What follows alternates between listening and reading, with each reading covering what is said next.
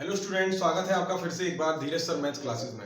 हम आपको class 10th का प्रीवियस ईयर क्वेश्चंस और मोस्ट इंपोर्टेंट क्वेश्चन करा रहे थे, जिसमें हमने पार्ट 1 डाल दिया था। आगे क्वेश्चन देखते हैं। चलिए, पहला क्वेश्चन है आपकी स्क्रीन पर। क्वेश्चन कह रहा है, दो संपूरक कोणों में से बड़े कोण का मान छोटे कोण के मान से 18 अधिक है। दोनों कोणों के मान ज्ञात कीजिए, यानी कि the larger of to supplementary angles exceed the smaller by 18, find the angles. देखिए, जिसने कहा कि बड़ा कोण छोटे कोण के मान से 18 अधिक है। जब संपूरक कोणों की बात करता है तो देखिए, क्वेश्चन दो तरह का आता है। एक तो आता है कोटिपूरक, एक आता है संपूरक, यानी कॉम्प्लीमेंट्री और सप्लीमेंट्री। जब संपूरक की बात कर रहा है, अगर मैंने पहला एंगल मैंने माना बड़ा संपूरक कोण, अगर थीटा है, अगर मैंने पहला कोण थीटा मान लिया, थीटा मान सकते हैं, एक्स मान सकते हैं, जो आपकी मर्जी वो मान सकते हैं। अगर मैंने पहला कोण थीटा मान लिया और वो संपूरक कोण है, तो दूसरा कोण जो है उसका, तो दूसरा कोण जो होगा, यानी छोटा कोण जो होगा, दूसरा लिखिए या उसे छोटा लिखिए, वो कोई मैटर नहीं है। संपूरक कोण क्या होगा आपका? 180 माइनस थीटा होगा। हम उन दो कोणों को संपूरक कहते हैं जिनका सम 180, यानी जिनका योग 180 डिग्री हो। यहाँ पे अगर वो कोटिपूरक की कहता तो जिनका योग 90 डिग्री होता उसे हम कोटिपूरक कहते हैं। यहाँ पे संपूरक कहा है तो पहला कोण अगर थीटा है तो दूसरा कितना होगा? 180 माइनस थीटा है। और इन दोनों का सम देखिए, जोड़ेंगे तो थीटा से थीटा कटेगा, 180 आएगा। तो ये प्रूफ भी हो रहा है कि संपूरक कोण है। तो आपको क्या करना है पेपर में, बस इसी बात का ध्यान रखना है। संपूरक कह रहा है तो एक को थीटा, दूसरे को 180 माइनस थीटा मानो। अगर वो कोटिपूरक कह रहा है तो एक को थीटा, दूसरे को 90 माइनस थीटा मानो, और आपका आंसर आसानी से निकल आएगा। इसने कहा दो संपूरक कोणों में बड़ा कोण छोटे कोण से 18 अधिक है, यानी बड़ा कोण कितना है? क्या लिखेंगे? प्रश्नानुसार। प्रश्नानुसार क्या होगा? छोटा कोण, बड़ा कोण थीटा, छोटे कोण 180 माइनस थीटा से कितना अधिक है? 18 अधिक है। तो दोनों का अंतर 18 ही तो आएगा। जो उसने कहा 18 अधिक है, तो हमने दोनों को माइनस करके 18 लिख दिया। बड़ा कहता, अधिक कहता, कम कहता, लिखते 18 ही, और माइनस करके लिखते इस तरीके से। जब उसने कहा बड़ा कह रहा है तो भी माइनस करना है, छोटा कह रहा है तो भी माइनस करना है कि नहीं? क्योंकि वो ज्यादा होने की बात कर रहा है या कम होने की बात कर रहा है, तो माइनस करके तो निकली कोई भी चीज। अब मैं कहूं आपके पास 10 रुपए है, किसी के पास 8 रुपए है, या तो मैं कहूं कि आपके पास कितने ज्यादा है तो भी मैं माइनस करूंगा, या मैं कहूं कि उसके पास आपसे कितने कम है तो भी माइनस करूंगा। तो इस कंडीशन में माइनस ही करते हैं। अब क्या करेंगे? ब्रैकेट खोलेंगे, theta minus 180 minus minus plus theta equal to 80। इसको उठा के उधर ले जाऊं, प्लस का हो जाएगा। Theta theta 2 theta equal to 18 plus 180, जोड़ने पर कितना होगा? 2 थीटा 18 और 180 198, जोड़ने पर हो जाएगा 198। अब थीटा इक्वल कितना आएगा? 198 अपॉन 2, डिवाइड करा 2 नाम 18 बची, फिर इससे 2 नाम 18। तो बड़ा कोण तो आ गया 99। हमने माने थे दो कोण, बड़ा कोण थीटा 99 आ गया, और छोटा कोण कितना था? 180 माइनस थीटा, यानी कि 180 माइनस 99। जब 180 माइनस 99 निकालो कितना आएगा? 10 में से 9 गया तो 1, यहाँ से 7, 17 में से 9 गए तो 8, कितना आ गया? 81। तो आपके दो कोण निकल आए, 81 डिग्री और 99 डिग्री। ठीक है, और ये आपका आंसर निकल आया बड़ी आसानी से। तो इस बात को याद रखेंगे, संपूरक और कोटिपूरक क्या होता है। ठीक है, पॉज करके नोट करिए। नेक्स्ट क्वेश्चन करते हैं।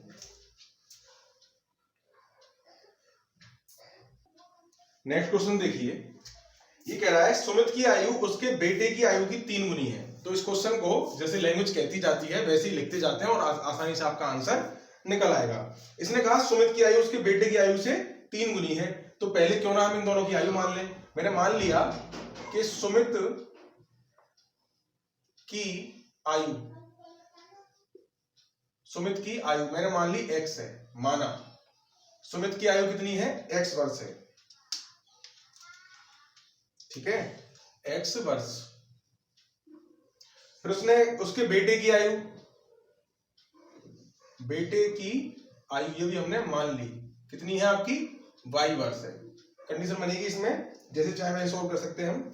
सुमित की आयु उसके बेटे की आयु की 3 गुनी है। सुमित की आयु उसके बेटे की आयु 3 गुनी है, तो मैंने प्रथम शर्तानुसार, प्रथम शर्त कह रही थी उसकी, प्रथम शर्तानुसार सुमित की आयु बेटे की आयु की 3 गुनी है। जब ये पहले से 3 गुनी है, अगर मुझे इन दोनों को इक्वल रखना है तो इसमें 3 का गुणा करना पड़ेगा ताकि बराबर हो जाए। तो क्या हुआ? कंडीशन बन गई मेरी, x इक्वल टू 3y आ गया। इसको मैं x minus 3y equal to 0 भी लिख सकता हूं। दोनों ही कंडीशन सही है, ये भी सही है, ये भी सही है, जैसे आप लिखना चाहे वैसे लिख सकते हैं। मैंने इसको फर्स्ट इक्वेशन बना दिया। इसको भी बना सकता था, अब x इक्वल टू 3y आ रहा है तो क्यों ना सब्स्टिट्यूशन मेथड लगा दूं, यानी कि प्रतिस्थापन विधि। दूसरी कंडीशन क्या कह रही है, 5 वर्ष बाद उसकी आयु अपने बेटे की आयु की 2.5 गुनी हो जाएगी। सबसे पहले क्या करेंगे हम, सुमित की आयु पूछ रहा है, इस समय सुमित की आयु कितनी है। देखिए यहाँ पे करेक्शन कर लो, यदि माना सुमित की आयु मानी हमने, माना सुमित की वर्तमान आयु लिख लीजिए आप, वर्तमान, ठीक है, वर्तमान आयु, बेटे की भी वर्तमान, ये लिखने जगह है वर्तमान आयु, यानी प्रेजेंट एज हमने लिख दी, कितनी है वर्तमान आयु, ठीक है, इस तरीके से यहां लिख दी। अब ये कह रहा है 5 वर्ष बाद, यानी कि सुमित की आयु कितनी हो जाएगी, 5 वर्ष बाद सुमित की आयु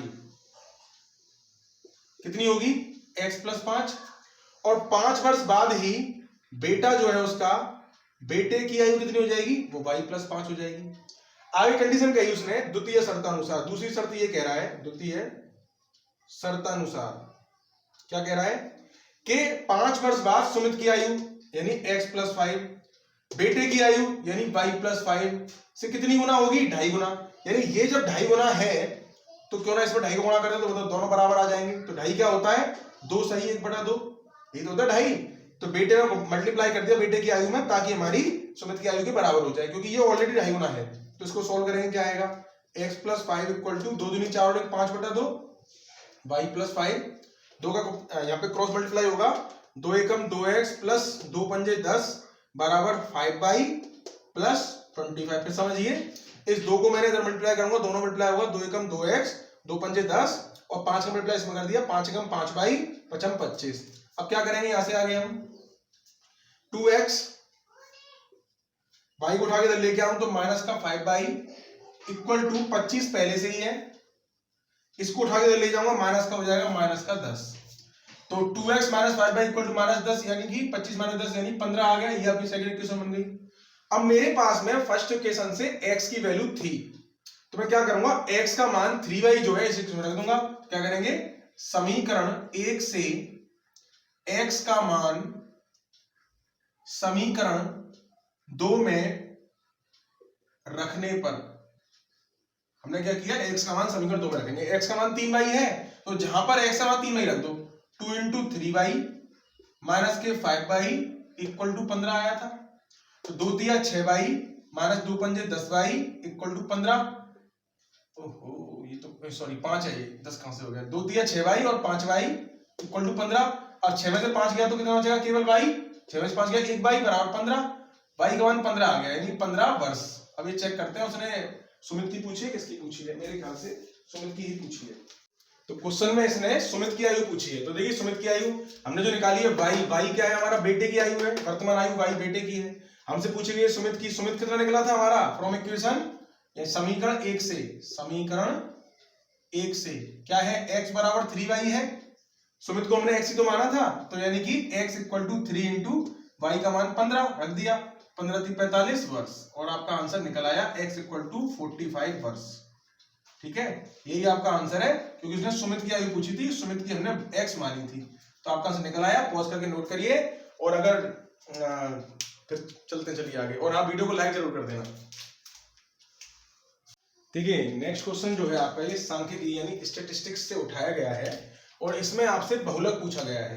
तो आपको जिस तरीके से बारंबारता दे रखी है, वर्गांतराल दे रखा है, देखिए ये वर्गांतराल है, और यहाँ पर ये है जो इसकी बारंबारता है, 25 से 30, 30 से 35, 35 से 40, 40 से 45, 45 से 50 और 50 से 55 इनकी बारंबारता, यानी कि इनके बीच में जो आने वाले नंबर है वो 25 बार, 34 बार, 50 बार, 42 बार, 38 बार या 14 बार, इस तरीके से किसी परीक्षण, कोई परीक्षण किया गया हो उसमें आए होंगे।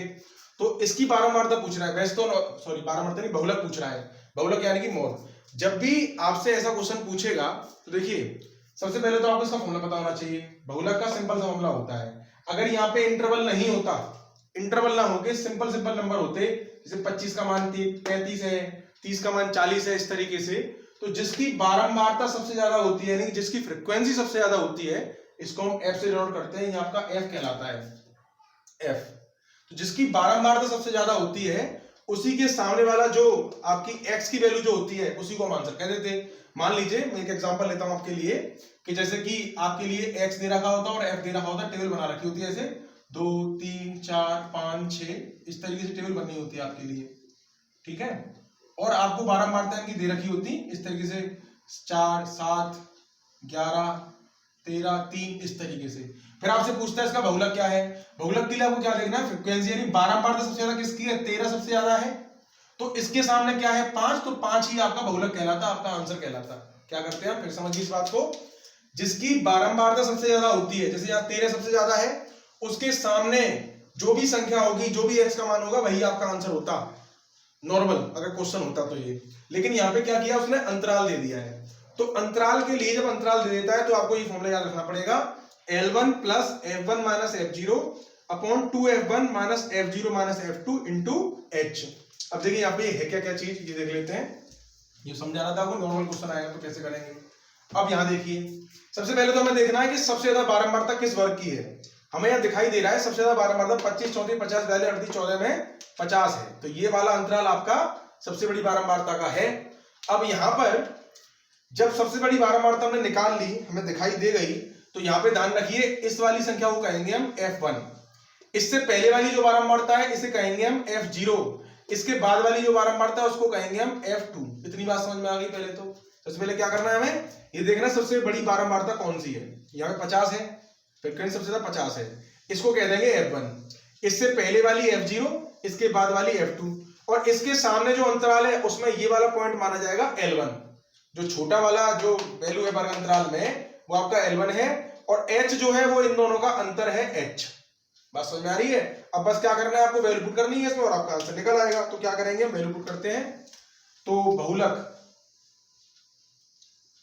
बराबर L1 कितना है 35 35 plus F1 minus F0 50 minus 34 50 minus 34 upon 2 into F1 कितना है 50 माइनस F0 और F2 यानी कि 34 और माइनस 42, इतना हो गया। 34 माइनस किया, 42 माइनस किया, इनटू H कितना है आपका, H इन दोनों का डिफरेंस कितना है 5, तो 5 ले लेंगे, 5 ले लिया, और बस कैलकुलेशन करके सॉल्व कर दीजिए। 35 प्लस 50 में से 34 के तो 16 बचेंगे, ये हो गया 50 दूनी 100 माइनस दोनों संख्या माइनस माइनस की जुड़ जाएंगी, 2 और 4 6, 4 और 3 7, 76 आ गया, इनटू में 5 तो 35 प्लस ये हो गया 16 पंजे 80 बटे कितना है 24, सॉरी 100 में से 76 गए तो 24 बचेंगे।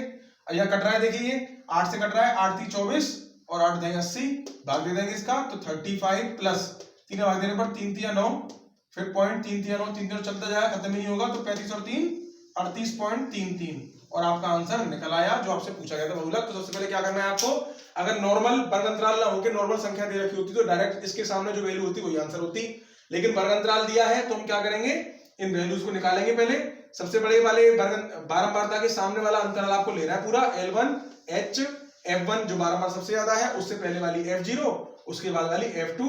यहां पर ये मत सोचना कि इससे कम है तो F0 लिया है हमने, टेबल में जो इससे पहले लिखी होगी, चाहे ज्यादा लिखी हो या कम लिखी हो, इससे मतलब नहीं, ये तो सबसे ज्यादा होगा ही होगा।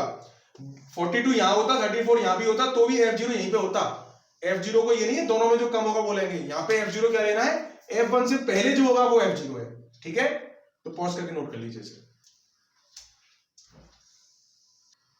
नेक्स्ट क्वेश्चन देखिए, आपकी स्क्रीन पर ही दे रखा है 2, मतलब आपको √3 तो दे रखा है, अपर में है, √3 आपको अपर में दे रखा है, और ये कह रहा है इसको प्रूव करिए कि ये भी एक अपर में संख्या होगी, यानी रेशनल नंबर होगा।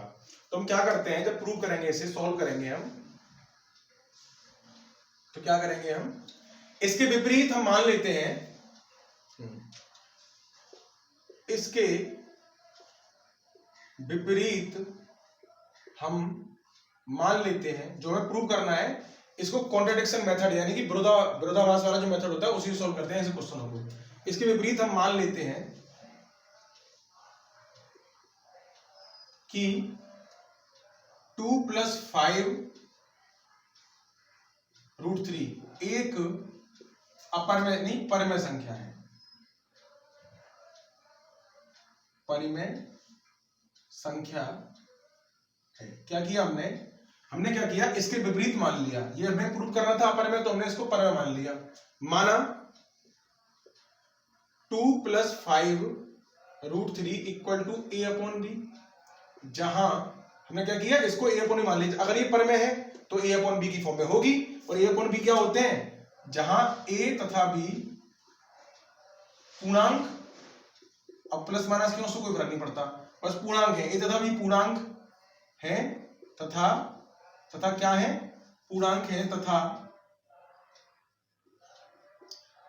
तथा सह अभाज्य है, सह अभाज्य है। ठीक है, हमने क्या माना कि a और b पूर्णांक है तथा सहअभाज्य है। सहअभाज्य संख्या आप जानते हैं कोप्राइम नंबर किन्हें कहते हैं, मैंने इसके ऊपर नंबर्स के ऊपर एक वीडियो बनाई हुई है, आप उसको भी देख सकते हैं। कोप्राइम नंबर हम उन नंबर्स को कहते हैं जिनके बीच में कुछ भी कॉमन नहीं होता, कॉमन नहीं होता तो उन्हें कोप्राइम कहते हैं, जिसका HCF 1 होता है। ठीक है, अब हमने क्या किया, इसको थोड़ा सा चेंज करके लिख लें, पुनर्व्यवस्थित कर लेते हैं इसको, तो क्या होगा 5√3 equal to a upon b minus के 2 हो जाएगा, 2 को क्या किया उधर ले गया, माइनस का हो गया। अब मैं फिर से ऐसे क्या करता हूं, पुनर्व्यवस्थित करता हूं, या √3 इक्वल टू 5 पे डिवाइड हो जाएगा नीचे, इसके नीचे कुछ भी नहीं है, 1 मानेंगे, 5 नीचे जाएगा तो a upon 5b minus 2 upon 5। क्या किया हमने, इस पूरी संख्या को 5 को दोनों के नीचे ले गए, क्योंकि माइनस में थी, मल्टीप्लाई में होती तो एक बार लिखा जाता, माइनस में है तो दोनों में लिखा जाएगा, a upon 5b minus 2 upon 5। इसका अगर मैं एलसीएम भी ले लूं तो क्या होगा, देखिए 5b का एलसीएम ले लूं तो a माइनस के 2b, इस तरीके से आ जाएगा, ये आएगा कि नहीं आएगा, क्योंकि 5b से 5b गया 1 तो a आ गया, 5 से गया 5, b का मल्टीप्लाई किया 2b आ गया, तो √3 इक्वल टू क्या आया, a minus 2b upon 5b आया। अब a और b क्या माने थे हमने, पूर्णांक माने थे, और 2b आपका एक पूर्णांक है, 5 भी पूर्णांक है, तो जब पूर्णांक को कोई माइनस कर रहा हूं, पूर्णांक का ही डिवाइड कर रहा हूं, तो डेफिनेटली ये परमेय संख्या होगी, क्योंकि हम a अपॉन b ऐसी संख्या ही तो लेते हैं परमेय, जो कि पूर्णांक है और सहअभाज्य है, तो उनको परमेय संख्या कह देते हैं हम।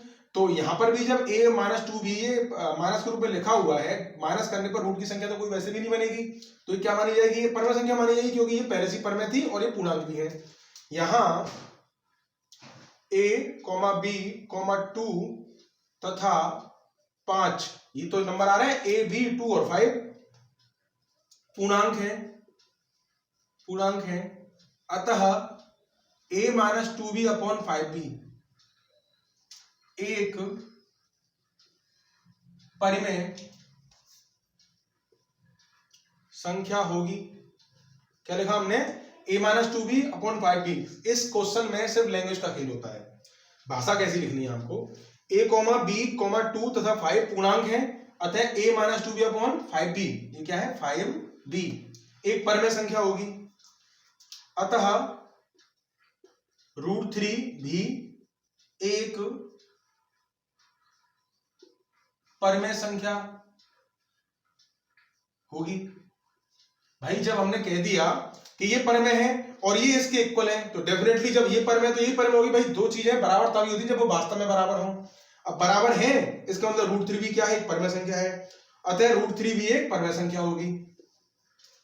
परंतु या किंतु, परंतु दिया है कि √3 एक अपरिमेय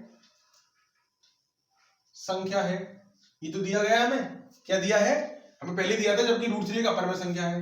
भाई हमने यहां प्रूव किया ये परमेय है, ये परमेय है तो √3 की परमेय प्रूव कर दी, जबकि हमें दिया हुआ है √3 एक अपरिमेय संख्या है, तो ये तो गलत चीज प्रूव हो रही है ना।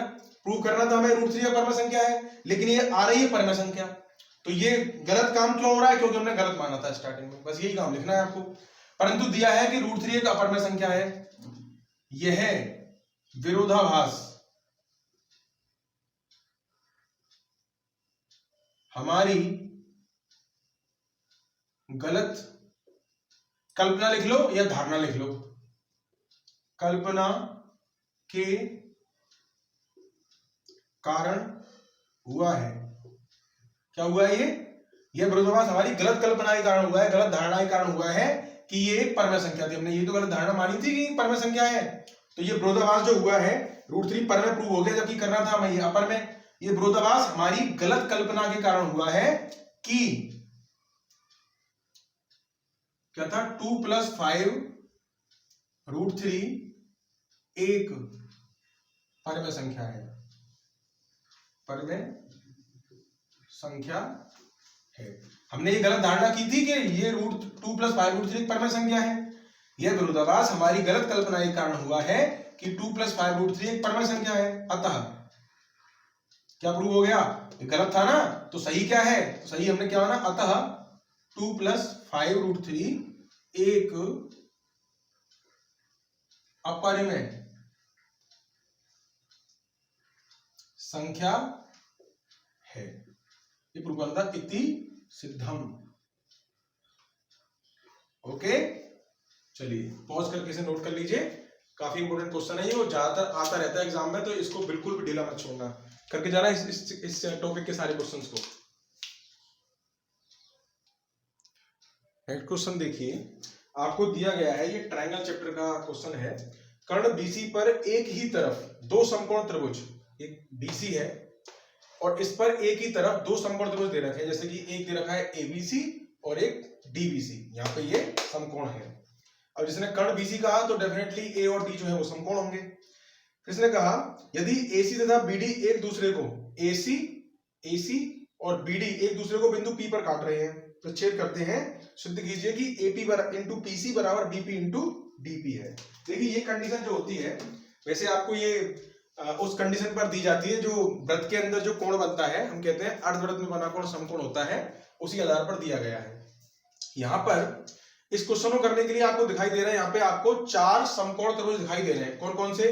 एक तो है एबीपी और एक है एबीसी पूरा, क्योंकि 90 तो यहीं पे ही है, और इस वाले एंगल के लिए एक है डीपीसी और एक है डीबीसी। तो इन चारों ट्रायंगलों का हमें इसमें प्रयोग करना पड़ेगा इसे सॉल्व करने के लिए। तो करते हैं, चलिए सबसे पहले इससे शुरुआत करते हैं हम। इन ट्रायंगल एबीपी तो क्या होगा? पाइथागोरस थ्योरम से, पाइथागोरस प्रमेय से क्या होगा? देखिए हर बार मैं पाइथागोरस प्रमेय लगाऊंगा, तो इसलिए हर बार लिखूंगा नहीं, तो आप समझ जाना पाइथागोरस ही लग रही है। क्या होती है? कर्ण का स्क्वायर यानी कि BP square equal to AB square plus AP square, ये कंडीशन बनी इक्वेशन फर्स्ट। अच्छा, जरूरत पड़ने पर हम यहां से इधर उधर कर सकते हैं उनको। अभी देखिए, वैसे तो खैर जब किसी क्वेश्चन में जो चीज हमें एलिमिनेट करनी होती है उसको हम हटाते हैं, जैसे कि यहाँ पे हमें एबी नहीं चाहिए, हमें बीपी चाहिए, ये चाहिए, ये चाहिए, ये चाहिए। अब देखिए यहाँ पे बीपी है और एपी भी है, तो एबी को तो हमें एलिमिनेट करना पड़ेगा, तो क्यों ना एबी की ही वैल्यू निकालना है यहाँ से। तो इसको इक्वेशन फर्स्ट ना बना के एबी वैल्यू कैसे निकलेगी? इसको उठा के इधर ले आऊं, तो BP square minus AP square equal to AB square हो जाएगा, और मेरी फर्स्ट इक्वेशन बन जाएगी। अगेन इन ट्राइंगल, अब किस में लेना है? इन ट्राइंगल यानी कि त्रिभुज एबीपी में। अब इस बार लेंगे त्रिभुज एबीसी में, त्रिभुज एबीसी, तो क्या होगा? वही पाइथागोरस थ्योरम से इस बार हमें क्या करना है? फिर वापस से बीसी का स्क्वायर बराबर ये और ये होगा, तो क्या करेंगे? BC square equal to AB का स्क्वायर प्लस एसी का स्क्वायर, इस तरीके से लिख सकते हैं हम, ठीक है। इसको बना देते हैं सेकंड इक्वेशन। अब क्या करते हैं? इन ट्राइंगल कौन से ले लेते हैं? अभी छोटा वाला ले लेते हैं, डीपीसी, इन ट्राइंगल डीपीसी। अब डीपीसी में पाइथागोरस थ्योरम लगाएंगे तो क्या होगा? पीसी का स्क्वायर बराबर डीपी का स्क्वायर प्लस डीसी का स्क्वायर। पाइथागोरस थ्योरम लगा रहे हैं, कर्ण के सामने वाली दोनों भुजाओं को, जो कर्ण होता है उसके इक्वल में दोनों भुजाओं का स्क्वायर करके जोड़ के लिखते हैं उनको, तो वो लिख दिया हमने। अब फिर हमें डीसी को एलिमिनेट करना है, तो डीसी को निकाल लेते हैं यहाँ से, तो डीपी इधर आ जाएगा, तो PC square minus DP square बराबर आ जाएगा डीसी स्क्वायर। क्लियर? ये हमारी थर्ड इक्वेशन बन गई। अब इक्वेशन ले लेते हैं 4, कैसे बनेगी? अब पूरा बड़ा ट्रायंगल ले लेते हैं ये वाला, तो इन ट्रायंगल डीबीसी, डीबीसी ले लिया पूरा हमने ये ट्रायंगल। डीबीसी में क्या होगा आपका? वही पाइथागोरस थ्योरम से बीसी का square equal to DB square plus DC square, ये आपको दिखाई दे रहा है यहां से। अब हमने क्या किया? ये चौथी इक्वेशन बना दी। अब देखिए अब क्या करेंगे, हमें दिख रहा है यहाँ पे एक तो सेकेंड इक्वेशन ये वाली और एक फोर्थ इक्वेशन। इन दोनों में क्या है? डीसी बीसी कॉमन है, हालांकि इन दोनों में डीसी भी कॉमन है, पर डीसी को फिर डीसी की वैल्यू निकालनी पड़ेगी इसको ले जाके इधर, तो वो तो हमें चारों इक्वेशनों का प्रयोग करना ही है। तो क्यों ना पहले बीसी को और बीसी को इक्वल रख दें यहाँ पे, तो समीकरण 2 तथा समीकरण 4 से क्या किया हमने, समीकरण 2 और 4 से BC स्क्वायर ये भी है, BC स्क्वायर ये भी है, तो ये दोनों इक्वल हो जाएंगे। तो क्या किया, AB square plus AC square equal to DB square plus DC square. मैंने क्या किया, BC की ये वाली वैल्यू उठा के यहाँ रख दी इसकी जगह पे, तो AB प्लस AC ये आ गया, बराबर में ये तो था ही।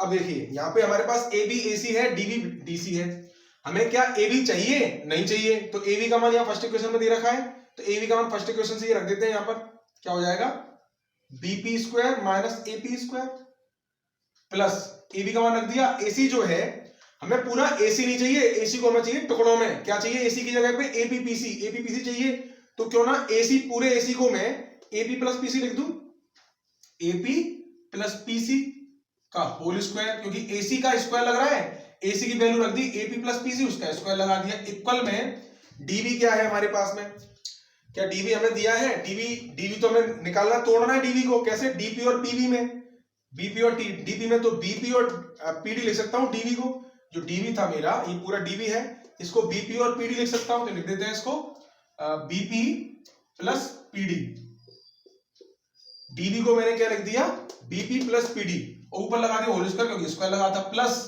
DC की वैल्यू मेरे पास थी इक्वेशन 3 से, DC की वैल्यू क्या थी PC minus DP, PC square minus DP square, ये वैल्यू रख दी मैंने PC square minus DP square, ये दोनों मान किससे रखे, समीकरण 1 व 3 से, ठीक है, समीकरण 1 व 3 से मैंने दोनों वैल्यू रख दी। अब देखिए यहां पर जो है BP माइनस AP है और BP प्लस PD, और ये दोनों होल स्क्वायर बनने तो पहले होल स्क्वायर को खोल लेते हैं, तो खोलने पर क्या हुआ देखो, ये तो ऐसे रहेगा BP का स्क्वायर, कंसंट्रेशन से समझने वाला क्वेश्चन है, मिस्टेक करोगे तो कुछ भी समझ में नहीं आएगा, इसलिए अच्छे से समझ में नहीं आए तो रिपीट करके देखिएगा। हमने क्या किया, यहाँ पे इन दोनों का होल स्क्वायर खोला, तो A प्लस B का होल स्क्वायर क्या होता है, A square plus B square plus 2A into B, ये तो है A पूरा ये है और B पूरा ये है, इस तरीके से, तो A इंटू B इक्वल में ऐसे इन दोनों का होल स्क्वायर खोल देते हैं, A square plus B square plus 2AB 2 into BP into PD plus के, ये पहले से है ही PC स्क्वायर माइनस के DP स्क्वायर। अब देखिए कुछ ना कुछ तो कट रहा है, देखो क्या क्या कट रहा है, सबसे पहले तो ये माइनस AP ये प्लस के AP ये कट गए, इधर ये माइनस के DP और ये प्लस के DP या PD को कोई फर्क नहीं पड़ता, तो ये दोनों भी कट गए।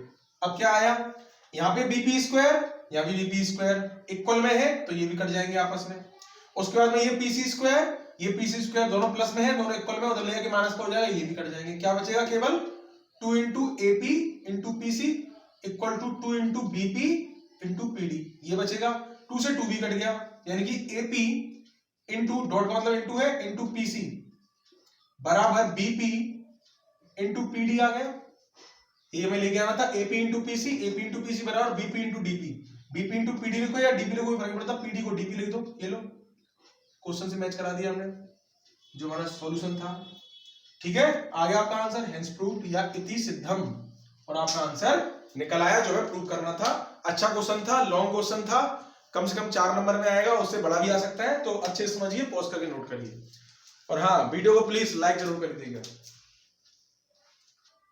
नेक्स्ट क्वेश्चन देखिए, इस क्वेश्चन में कह रहा है कि त्रिभुज एक समलंब PQRS, एक समलंब है, ये समलंब जानते हैं ट्रेपेजियम PQRS, इसमें PQ पैरेलल टू RS दे रखा है, यानी ये वाली साइड इसके पैरेलल दे रखी है, समांतर दे रखी है, कि विकर्ण परस्पर बिंदु O पर प्रक्षेप करते हैं, इसके जो विकर्ण है एक तो हो गया PR, एक हो गया QS, ये एक दूसरे को O पर प्रक्षेप यानी काट रहे हैं, इंटरसेक्ट कर रहे हैं। उसके बाद कह रहा है PQ 3RS है, यानी जो PQ है वो 3RS के इक्वल है, यानी कि अगर ये 2 सेंटीमीटर है तो ये 6 होगा, ये 1 है तो ये 3 होगा, ये 3 है तो ये 9 होगा, 3 गुना है इसका, PQ इक्वल टू 3RS दे रखा है। साथ में कह रहा है ये आपको क्या ज्ञात करना है, ट्राइंगल POQ यानी POQ इसका और ट्राइंगल ROS इसका, इन दोनों के क्षेत्रफलों का आपको अनुपात निकालना है, कितना होगा। देखिए ये जो प्रॉपर्टी है आपकी एरिया निकालने की, ये आपके ट्राइंगल में ही सिमिलरिटी से पर आधारित क्वेश्चन है। ये सिमिलरिटी में हम जानते हैं अगर कभी भी 2 ट्राइंगल सिमिलर हैं, पहले इस प्रॉपर्टी को समझ लो, उसके बाद क्वेश्चन को करते हैं। अगर मान लीजिए कोई 2 ट्राइंगल दे रखे हैं आपको, एक तो दे रखा है ABC और एक दे रखा है आपको पी क्यू आर। अगर ये दोनों ट्रायंगल सिमिलर है, यानी क्या है, सिमिलर है, समरूप है एक दूसरे के, तो डेफिनेटली क्या होता है इसमें कि triangle A B C upon triangle P Q R, इन दोनों का अगर आपसे एरिया पूछे यानी क्षेत्रफल, एरिया यानी कि क्षेत्रफल का अनुपात पूछे तो क्या होता है, तो जो पैरेलल साइड होती है ना, जब ट्रायंगल एबीसी और P Q are he parallel है तो इनकी पैरेलल साइड होती है, जैसे ए बी ले लिया और इसका पी क्यू ले लिया, इन दोनों के स्क्वायर के इक्वल होता है। या फिर बीसी और क्यू आर, बीसी और क्यू आर के स्क्वायर के इक्वल होगा। या फिर एसी और पी आर, एसी और पी आर के स्क्वायर के इक्वल होगा। बात समझ में आ रही है क्या कह रहा हूं मैं? अगर दो ट्रायंगल सिमिलर हैं तो उनके जो एरियाज का जो रेशियो होगा, अनुपात जो होगा उनके क्षेत्रफलों का, वो उनकी संगत भुजाओं के अनुपात के स्क्वायर यानी कि भुजाओं के स्क्वायर के अनुपात के बराबर होगा। कैसे भी कह सकते हैं हम, क्या, दो समरूप त्रिभुजों का क्षेत्रफलों का अनुपात उनकी संगत भुजाओं के वर्गों के अनुपात के बराबर होगा। तो वर्ग संगत भुजाएं ए बी और पी क्यू थी, इनका स्क्वायर कर दिया, बीसी और क्यू आर इनका स्क्वायर कर दिया, या एसी और पी आर इनका स्क्वायर कर दिया। या फिर मान लीजिए इसमें भुजाएं ना देके इन पर लंब दे रखे होते एम और एन, तो डेफिनेटली ये एम और पीएन के स्क्वायर के इक्वल भी होता। मान लीजिए लंब ना देके इसमें इसने इसकी माध्यिका दे रखी होती, मान लीजिए ये आपका एम एन एस और ये टी मान लिया हमने, ये माध्यिका दे रखी होती, तो यानी कि ये इसकी माध्यिकाओं एएस और पीटी इन दोनों के स्क्वायर के भी इक्वल होता। यानी अगर ट्रायंगल सिमिलर हो जाए तो संगत में जो भी आपको चीजें दे रखी है, चाहे भुजा दे रखी है, चाहे आपका मीडियन यानी माध्यिका दे रखी हो, या उस पर लंब दे रखा हो विलंब, सबके अनुपात के स्क्वायर या स्क्वायर के अनुपात के बराबर होता है। तो आपको क्या करना है, पहले आपको इस क्वेश्चन को करने के लिए इन दोनों को सिमिलर प्रूव करना पड़ेगा कि सिमिलर है। सिमिलर प्रूव कर देंगे बड़ी आसानी से, उसके बाद फिर हम ये प्रॉपर्टी लगा देंगे। तो वीडियो को पॉज करके इस प्रॉपर्टी को नोट कर लो, फिर मैं इसे साफ कर रहा हूं, ठीक है? पॉज के नोट कर ली होगी आपने, मिटा देता हूं इसको, क्वेश्चन के लिए जगह चाहिए करने के लिए हमें। अब देखिए हमें प्रूव करना है तो उसके लिए क्या करेंगे, सबसे पहले हम दोनों ट्रायंगल को सिमिलर प्रूव करेंगे। सिमिलर प्रूव करने के लिए बड़ी अच्छी चीज उन्होंने दे रखी है पहले से, ये क्या, parallel, P Q R S parallel है। जब ये पी क्यू और आर एस पैरेलल है तो लिखते हैं हम त्रिभुज पी ओ क्यू तथा त्रिभुज, देखो पी ओ क्यू ले लिया तो आर ओ एस ले लेते हैं, त्रिभुज आर ओ एस में क्या कर रहे हैं हम इन दोनों ट्रायंगलों में, हमको पता है जब ये दो लाइन पैरेलल है तो डेफिनेटली ये क्या होगी, इसकी एक ट्रांसवर्सल लाइन है जो इन दोनों रेखाओं को काट रही है, यानी तिर्यक रेखा है, तिरछी रेखा, तो ये वाला एंगल इसके इक्वल होगा एकांतर कोण प्रमेय से। तो क्या हो जाएगा, इन त्रिभुज इन ट्रायंगल पीओक्यू तथा आरओएस, यानी कि त्रिभुज पीओक्यू तथा आरओएस में क्या होगा, angle OPQ equal to OPQ equal to ORS किससे, एकांतर कोण, ये दोनों क्या है, एकांतर कोण है आपके, उससे कर दिया हमने ये दोनों। ऐसे ही इन दोनों पैरेलल लाइंस के लिए, बिकॉज क्यों, एकांतर कोण, चूंकि क्या है, PQ पैरेलल है RS, ये मैं पहले से दिया है, क्या है, PQ पैरेलल है RS के, तो एकांतर कोण होंगे किसके लिए, ट्रांसवर्सल यानी तिर्यक रेखा PR के लिए। चलो पूरा लिख देते हैं इसको, एकांतर कोण किसके लिए, चूंकि PQ और पैरेलल टू RS है तथा PR तिर्यक रेखा है, क्लियर। उसके साथ में ही जैसे ये तिर्यक रेखा थी, ये दोनों एकांतर हो गए, उसी तरीके से ये भी तो तिर्यक रेखा है, तो यानी कि ये वाला एंगल इस एंगल के इक्वल होगा। तो क्या करेंगे, इन angle OQP equal to angle OSR हो जाएगा, एंगल OSR हो जाएगा।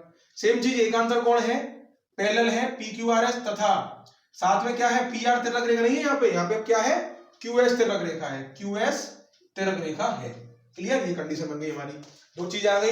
वैसे हम दो एंगलों से प्रूव कर सकते हैं सिमिलरिटी तो, लेकिन तीसरा भी ले लेते हैं, क्योंकि ये क्या होगा, ये वाला एंगल और ये वाला एंगल ये एक दूसरे के कैसे होंगे, शीर्ष अभिमुख कोण होंगे, वर्टिकली अपोजिट एंगल। तो क्या हो जाएगा, angle POQ equal to angle ROS, क्या है ये, शीर्षाभिमुख कोण, क्लियर। ये हमने लिख दिया शीर्षाभिमुख कोण। अभी दोनों तीनों चीजें आ गई बराबर, तो हम यहां से क्या कह सकते हैं, हम यहां से हम कह सकते हैं बाई, यानी कि द्वारा, किसके द्वारा, ए तीन एंगल बनने हैं ना हमारे, तीनों एंगल बनने हैं, तो हमारी जो सिमिलरिटी होती है वो तो तीनों एंगल से प्रूव होती है। तो by triple A, by A triangle P Q O, या पीओ क्यू लिखा है इसमें तो पीओ क्यू लिख दो, ट्राइंगल पीओ क्यू यानी कि यहां पे जो दिया था पीओ क्यू सिमिलर है किसके, triangle PO Q R O S के, किसके, आर ओ एस। और जब ये दोनों ट्राइंगल सिमिलर हो गए तो इनका एरिया जो है किसके इक्वल होगा, इनकी भुजाओं के, संगत भुजाओं के इक्वल होगा। यहाँ पे संगत भुजाएं कौन कौन सी है, पीओ आर ओ के है, ओ क्यू ओ एस के है और पी क्यू आर एस के है। हमें पी क्यू और आर एस में संबंध दे रखा है तो क्यों ना पी क्यू और आर एस से ही कर दें इसे, तो कर देते हैं। चलिए तो हम निकालते हैं यहाँ पे तब एरिया ट्राइंगल किसका, जो पूछा गया था हमसे, ये पूछा गया था P O Q, triangle PO Q upon area of triangle R O S, इन दोनों का हमें एरिया निकालना था, क्षेत्रफल निकालना। तो क्या होगा, इसकी भुजा ले ली पी क्यू अपॉन इसकी ले लेंगे आर एस का होल स्क्वायर हो जाएगा इस तरीके से, ठीक है। सिमिलर ट्राइंगल की ये एरिया वाली प्रॉपर्टी है, एरिया ऑफ, क्योंकि ये क्या है, सिमिलर है, तब हम ये काम करेंगे। कर दिया हमने। अच्छा पी को क्या दे रखा था हमें, पी को हमें दिया था, गिवन था हमें 3RS अपॉन RS नीचे दे रखा, ऊपर लग रहा whole square, from equation first लिख सकते हैं समीकरण 1 से। अब देखिए RS से RS कैंसिल हो गया, क्या बचा, 3/1 का स्क्वायर, यानी कि 3 का स्क्वायर 9/1, इतना आ गया। इसके बाद में लिख सकते हैं हम area of triangle POQ ratio area of triangle ROS, कितना हो गया, 9:1, और आपका आंसर निकल आया जो आपसे पूछा गया था। ओके, पॉज करके इसे नोट कर लीजिए, सिंपल क्वेश्चन था। नेक्स्ट क्वेश्चन देखिए, ये कह रहा है रेखा x - 3y बराबर 0, यानी ये कोई रेखा है, लाइन है, जो बिंदुओं इतने इतने को जोड़ने, यानी -2, -5 एंड 6, 3 को जोड़ने वाले रेखाखंड को किस अनुपात में विभाजित करती है। अब देखो इसका मतलब क्या कहने का, जैसे कोई दो पॉइंट है, ये दोनों, जैसे कि एक पॉइंट ये रहा और एक पॉइंट ये रहा, इन दोनों को ये जोड़ने वाला कोई रेखाखंड है, ये हो गया, और ये रेखा है वो भी कहीं से होकर जा रही है, तो इन दोनों को ये किसी ना किसी अनुपात में विभाजित कर रही है। इसका तो ये तो हुआ, जैसे कि दोनों पॉइंट मैंने P और Q मान लीजिए, माना ये P पॉइंट है, ये Q पॉइंट है, और ये रेखा है x - 3y = 0।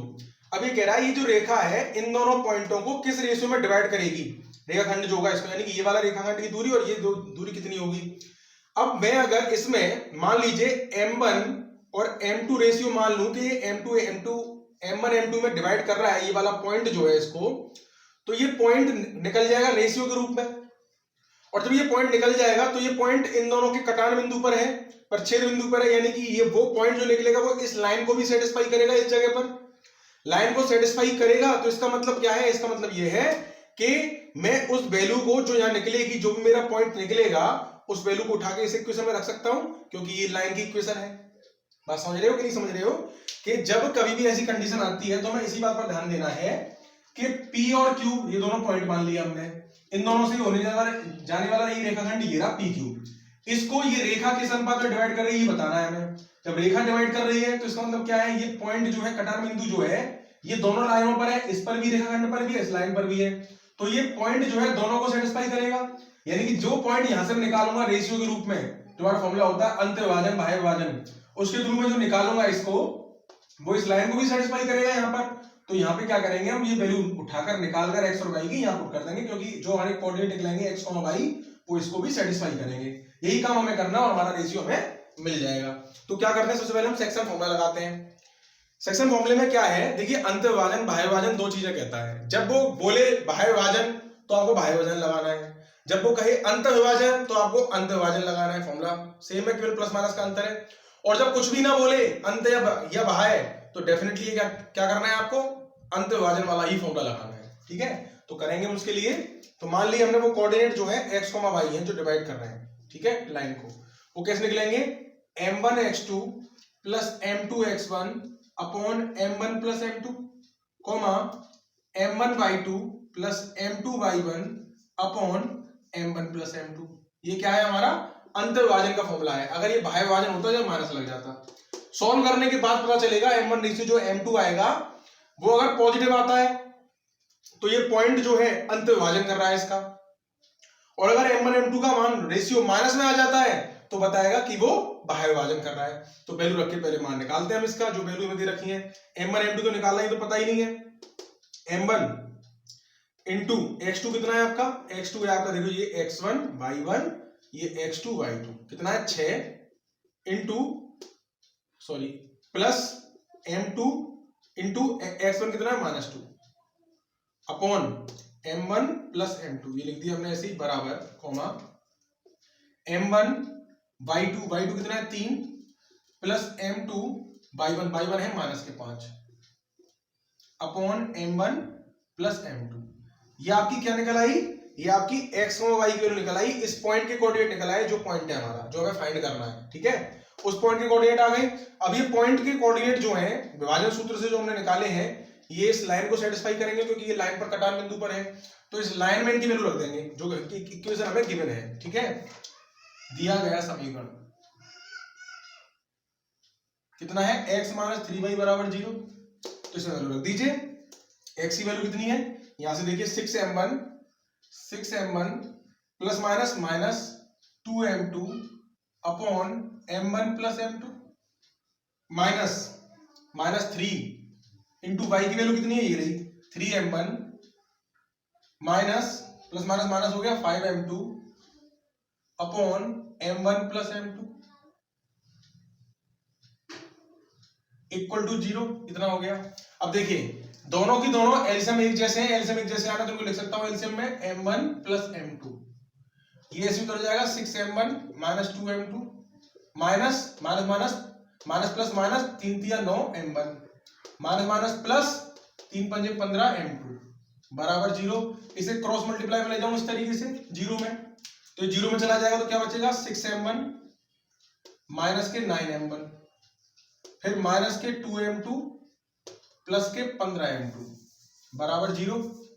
6m1 में से 9m1 गए तो माइनस के 3m1 और 15 में से 2 गए तो प्लस के 13m2 बराबर 0। तो माइनस के 3m1 बराबर 13 को डलेंगे तो माइनस के 13m2 हो गए। उसके बाद में माइनस से माइनस कैंसिल, m2 को इसके नीचे ले आऊं तो m1 अपॉन m2 बराबर 3 को इसके नीचे ले जाऊं तो 13/3, तो m1 रेशियो m2 कितना आ गया 13:3। यही आपको निकालना था रेशियो क्या है। अगर ये रेशियो माइनस में आया होता तो हम कहते बाह्य विभाजित किया है, अभी ये प्लस में आया है तो हम कह रहे हैं अंत विभाजन। तो कितना किया है ये m1 m2, इस लाइन ने से किस रेशियो में डिवाइड किया है 13:3 में डिवाइड किया है, और यही आपका आंसर है। पॉज करके इसे नोट कर लीजिए। ओके, नेक्स्ट क्वेश्चन देखिए, ये आपका ट्रिग्नोमेट्री से उठाया गया है, बड़ा ही सिंपल क्वेश्चन है और लॉन्ग क्वेश्चन में दिया गया है ये, तो इसीलिए अच्छे से करिए इसको। देखिए इसमें कुछ केवल ये प्रॉपर्टी यूज हो रही है आपकी, ये प्रॉपर्टी थी ना आपकी कि जैसे कि साइन 90 माइनस थीटा अगर लिखा हो तो उसे हम cos थीटा कर देते हैं, तो साइन 90 माइनस थीटा के लिए जो प्रॉपर्टी है वही cos 90 माइनस के लिए होगी। बस ये समझ लीजिए कि साइन होगा उसे cos में कन्वर्ट कर देंगे हम, cos को साइन में, सेक को कोसेक में और कोसेक को सेक में, टेन को कॉट में और कॉट को टेन में, इस तरीके से कन्वर्ट करके हम अपने आंसर निकाल सकते हैं। ये सब प्रॉपर्टी 90 माइनस के लिए होती है। ठीक है, तो सॉल्व करते हैं इस क्वेश्चन को। देखिए इसमें क्या क्या दिया हुआ है। सबसे पहले तो साइन और कॉस दे रखे हैं, तो इनमें कोई ना कोई रिलेशन होगा, वो रिलेशन देखते हैं हम। 3 साइन को लिख सकता हूं मैं, इसको साइन 43 है, इसको मैं 90 माइनस 47 लिख सकता हूं अपॉन में cos 47, किसी एक को चेंज करते हैं, सबको चेंज नहीं करते। ऊपर होल स्क्वायर लगा दिया हमने माइनस। बात समझ में मैंने क्या किया, 43 को 90 में से 47 लिख सकता हूं, क्योंकि 90 माइनस 47 43 ही होता है। यहाँ पे cos 37 है, और कोसेक को मैं लिख सकता हूं कोसेक 90 माइनस 37 लिख सकता हूं इस तरीके से, क्योंकि 90 माइनस 37 क्या होता है 53 होता है, और कोसेक पहले से लगा हुआ था, मैंने केवल 53 को 90 माइनस 37 लिख दिया, ताकि 90 में से 37 घटाऊं 53 बचेंगे तो 53 को लिख सकता हूं। सेम मैंने यहाँ किया था, 43 कब आएंगे 90 में 47 घटाने पर। अब देखिए tan 5 है, इसको मैं tan 5 को tan 90 माइनस 85 लिख सकता हूं, 90 में से 85 घटाने पर 5 ही आते हैं। tan 25 है, इसको 90 माइनस के 65 लिख सकता हूं। तो 90 में से 65 माइनस करूंगा तो 25 ही आएगा। tan 45 को tan 45 ही रहने दो, इनटू आगे आपका tan 65 है, इसको tan 65 ही रहने दो। मैंने बताया था आपको एक को चेंज करते हैं, जैसे कि ये 65 यहाँ पे आ गया हमारा माइनस करने में, तो 65 को रहने दो, 85 भी आ गया तो 85 को भी ऐसे ही रहने दो, तो tan 85 आ गया। क्लियर? अब देखिए क्या करेंगे। 3 sin 90 माइनस थीटा, बताया था 90 माइनस थीटा कुछ भी हो साइन को कॉस में कन्वर्ट कर देंगे, तो कितना आ गया cos थीटा 47 अपॉन में cos 47 था ही, ऊपर आ गया होल स्क्वायर, माइनस cos 37 है ये, into cosec 90 minus theta, cosec किस में कन्वर्ट होगा? सेक में, तो क्या हो जाएगा ये कोसेक का सेक 37, एंगल हमने चेंज कर दिया था, अपॉन tan 90 माइनस 55 यानी कि cot 85, बताया था अभी कि tan cot में कन्वर्ट होता है 90 माइनस पर, और ये tan भी cot में कितना हो गया cot 65, tan 45 की वैल्यू 1 होती है, इनटू tan 65 ऐसे लिखा रहने देंगे, और tan 85 भी ऐसे लिखा रहने देंगे, इतना आ गया।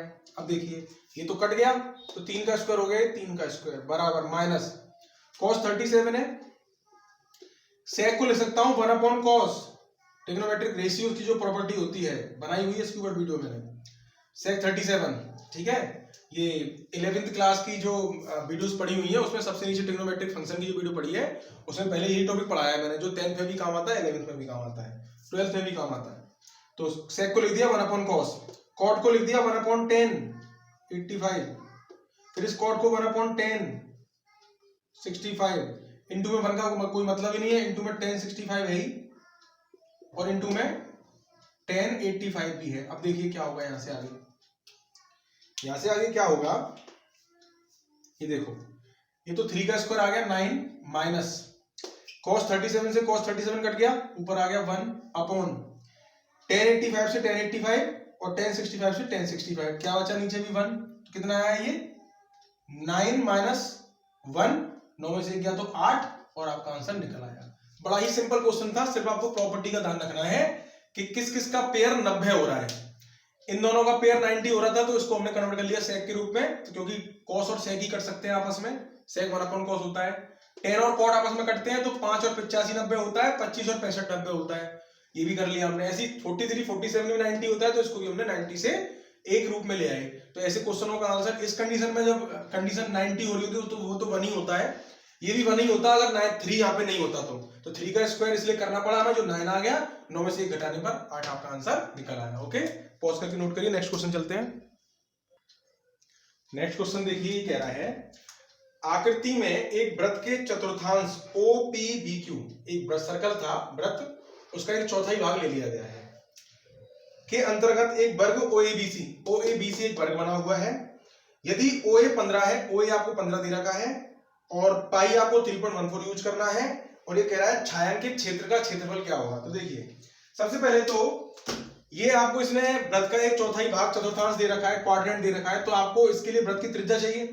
भाई आपको अगर ये छायांकित भाग निकालना है तो पूरा जो क्वाड्रेंट है इसके एरिया में से आपको वर्ग का एरिया माइनस करना पड़ेगा, तभी ये हिस्सा आएगा। अब ये वर्ग का एरिया माइनस करने के लिए आपको वर्ग की भुजा तो है इसका क्षेत्रफल निकालने के लिए, लेकिन आपके पास में इसका त्रिज्या नहीं है, तो आप क्या करेंगे, आप जानते हैं कि त्रिज्या ये त्रिज्या है या फिर ये त्रिज्या है यहां से लेके यहां तक की, और ये वाला हिस्सा आप निकाल सकते हो, ये वाला पार्ट जो निकाल सकते हो, क्योंकि ये क्या है, ये वर्ग का विकर्ण है, और आप जानते हो वर्ग का विकर्ण क्या होता है। देखिए जब कोई वर्ग दे रखा होता है आपको इस तरीके से, और इसकी भुजा अगर a दे रखी है, भुजा क्या है a है, तो इसका विकर्ण होता है a√2 भुजा इंटू √2, ये वर्ग का विकर्ण होता है। तो इसी आधार पर OB क्या है हमारी, वृत्त की त्रिज्या ही तो है जिसे हम R कहते हैं, वो कितना हो जाएगा यहाँ पे 15√2, किस प्रॉपर्टी से, इसी प्रॉपर्टी से, क्योंकि ये क्या है, एक विकर्ण है OABC, एक आपका क्या है वर्ग दिया हुआ है इसने, इसके आधार पर ये विकर्ण हो गया, विकर्ण मिल गया हमें 15√2, विकर्ण मिल गया तो हमें त्रिज्या भी मिल गई, वृत्त की त्रिज्या मिल गई। अब क्या है, तो क्वेश्चन सिंपल हो गया, हमें क्या करना है, छायांकित भाग का अगर हमें क्षेत्रफल निकालना है तो हमें क्या करना पड़ेगा, इस क्वाड्रेंट के एरिया में से वर्ग का एरिया माइनस करना पड़ेगा बस, और सोल्व कर देंगे इसको हम। चलिए सोल्व करते हैं, क्या लिखेंगे, छायांकित भाग का क्षेत्रफल बराबर क्या होगा, चतुर्थांश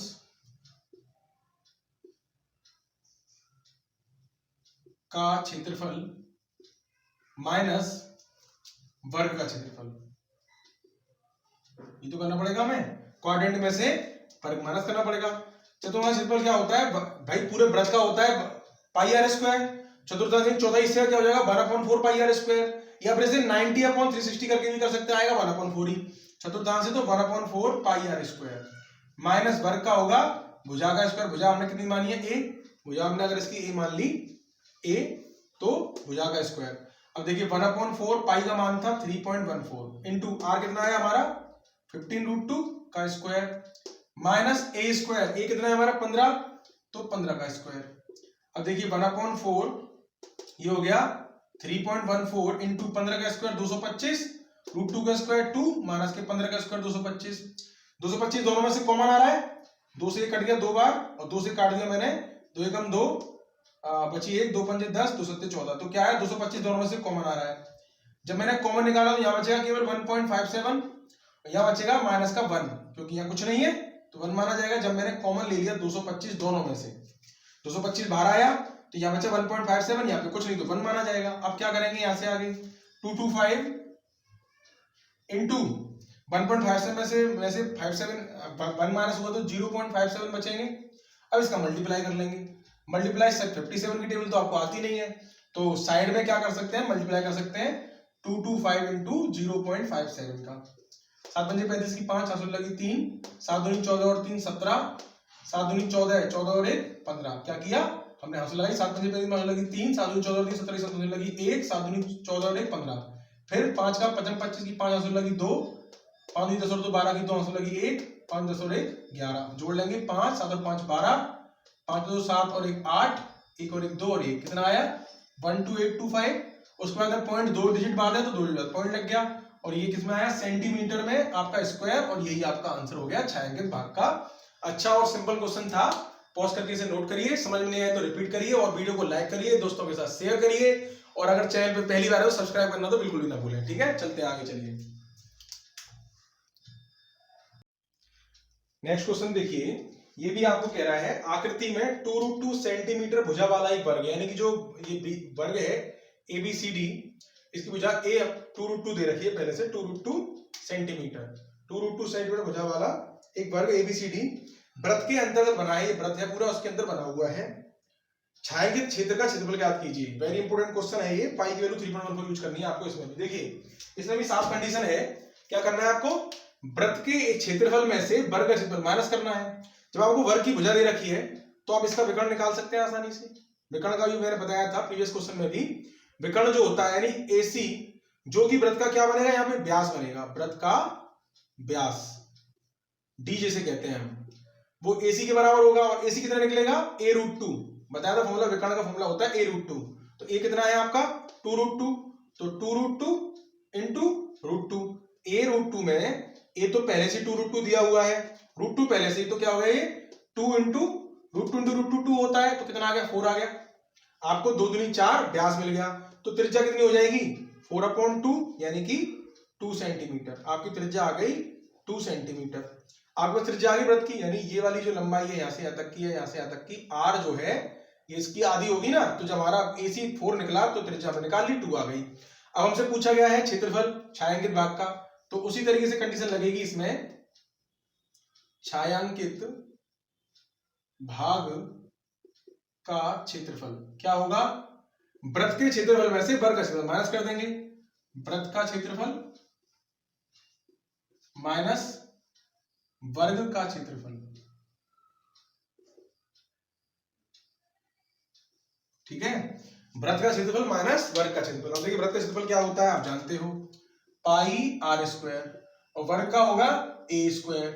पाई 3.14, R का मान है आपका यहाँ पे निकला है 2, तो 2 का स्क्वायर, माइनस A था आपका 2√2, तो 2√2 का स्क्वायर, यानी कि 3.14 इंटू 2 का स्क्वायर 4 माइनस 2 इंटू √2 का स्क्वायर 2, कितना आ गया 3.14 इंटू 4 माइनस के 2 दूनी 4।